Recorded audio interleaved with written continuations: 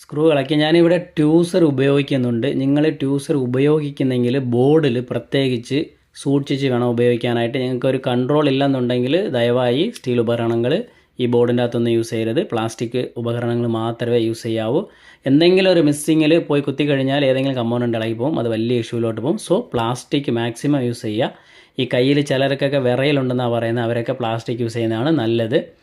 Okay മച്ചാനെ, വിറയലുണ്ടെന്ന് പറഞ്ഞാൽ എൻ്റെ അടുത്ത് നേരിട്ട് തന്നെ പറഞ്ഞിട്ടുണ്ട് കൈ വിറയ്ക്കുന്നുണ്ടെന്ന്. ഒരു മച്ചാനൊക്കെ ഫോൺ വിളിച്ച് തന്നെ വെച്ചിട്ടുണ്ട്, അതുകൊണ്ടാണ് അങ്ങനെ പറഞ്ഞത്, തെറ്റിദ്ധരിക്കരുത്. ഓക്കെ മച്ചു, അപ്പം ക്യാമറയൊക്കെ ഇവിടെ ഇളക്കിയിട്ടുണ്ട്. എല്ലാം സകലവും നമ്മൾ സർവീസ് ചെയ്യുന്നത്. ഇവിടെ എല്ലാം ഫംഗസ് ഉണ്ട്, നിങ്ങൾക്ക് ക്ലിയറായിട്ട് കാണാൻ പറ്റുമോ അറിയില്ല. ഇതെല്ലാം നമുക്ക് സർവീസ് ചെയ്ത് മാറ്റണം. അതുപോലെ തന്നെ CC ബോർഡ് ഇളക്കുന്നുണ്ട്. താഴത്തെ CC ബോർഡ് ഇളക്കിയിട്ട് അവിടെയും ഫംഗസ് ഉണ്ടോ എന്ന് നോക്കണം. ഫംഗസ് ഉണ്ടെങ്കിലും ഇല്ലെങ്കിലും തന്നെ വെള്ളത്തിൽ വീണതായതുകൊണ്ട് നമ്മൾ ഫുള്ള് സർവീസ് ചെയ്യാൻ പോവുകയാണ്.